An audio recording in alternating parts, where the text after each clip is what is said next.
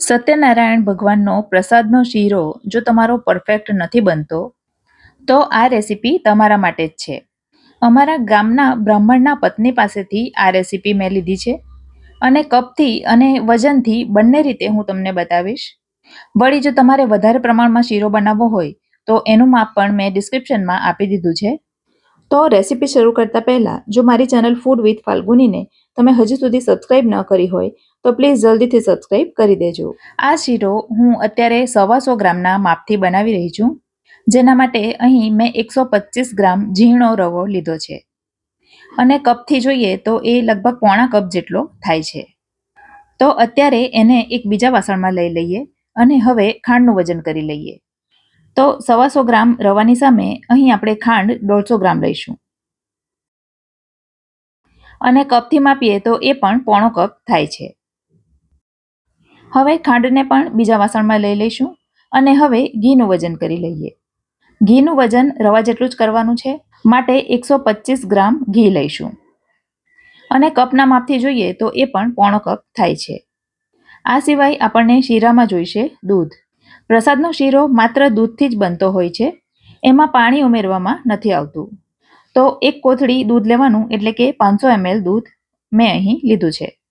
શીરામાં દૂધ ગરમ ગરમ ઉમેરવામાં આવતું હોય છે, તો દૂધને અત્યારે ધીમા તાપે ગરમ થવા માટે મૂકી દીધું છે. આ સિવાય શીરામાં ઉમેરીશું થોડો એલચીનો પાવડર, થોડી ચારોળી અને સૂકી લાલ દ્રાક્ષ. ચાલો તો હવે રવો શેકવાની શરૂઆત કરીએ.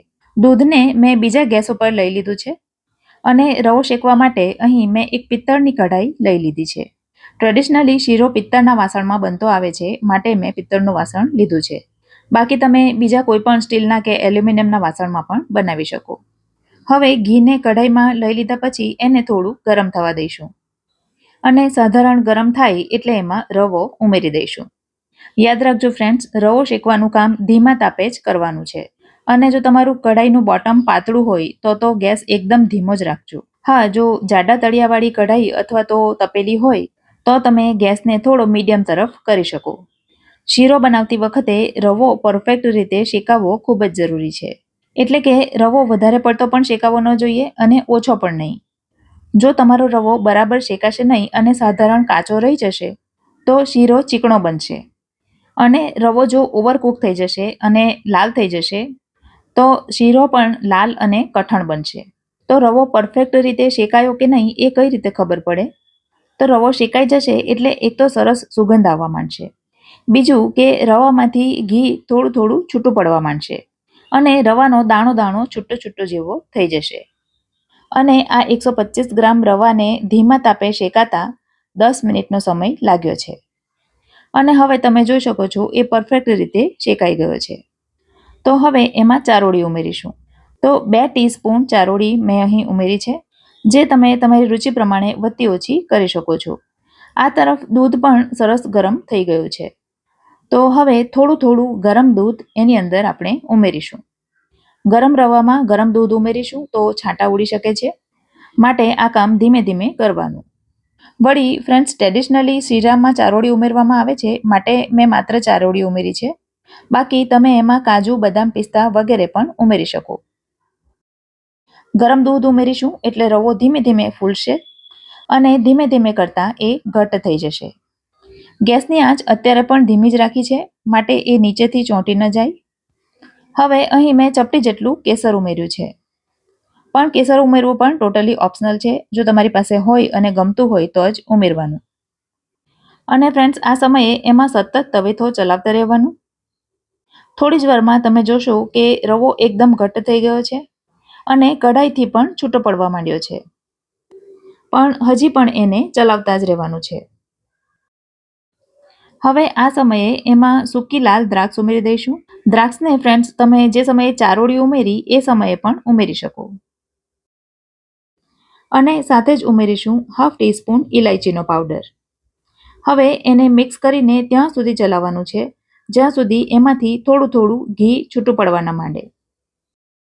અને હવે તમે જોઈ શકો છો સાઈડમાંથી ઘી છૂટું દેખાવા માંડ્યું છે. દૂધ ઉમેર્યા પછી ઘી છૂટું પડતા માત્ર 5 મિનિટનો સમય લાગે છે. અને હવે એમાં ખાંડ ઉમેરી દઈશું. ખાંડ ઉમેરીશું એટલે ખાંડ એમાં પીગળશે, જેના કારણે શીરો ફરીથી પાછો થોડો લિક્વિડી બનશે. તો ખાંડ પીગળે અને ત્યાર પછી પણ એને થોડી વાર માટે ચલાવવાનું છે. ગેસની આંચ એકદમ લો પર રાખવાની અને એ નીચે ચોંટે નહીં એનું ખાસ ધ્યાન રાખવાનું. શીરો એકદમ નરમ થઈ ગયો છે, પણ હજી આપણે એને ચલાવવાનો છે. ખાંડ ઉમેર્યા પછી પણ માત્ર 5 મિનિટ થશે એટલે તમે જોશો કે એમાંથી ઘી છૂટું પડવા માંડશે. અને હવે તમે જોઈ શકો છો સરસ મજાનો લચકા પડતો શીરો બનીને તૈયાર થઈ ગયો છે. તો આ પ્રકારની થિકનેસ આવે અને એ ફરીથી પેન છોડવા માંડે અને એમાંથી ઘી છૂટું પડવા માંડે એટલે સમજવાનું કે હવે શીરો તૈયાર થઈ ગયો છે. તો પ્રસાદ માટેનો શુદ્ધ અને સાત્વિક શીરો બનીને તૈયાર થઈ ગયો છે. તો આજની મારી શીરાની રેસિપી કેવી લાગી મને કમેન્ટ કરીને જરૂરથી જણાવજો. વિડીયો ગમ્યો હોય તો લાઈક કરજો અને તમારા સર્કલમાં શેર કરજો. ફરી મળીશું આવી જ એક નવી રેસિપી સાથે. ત્યાં સુધી મને રજા આપો. આવજો.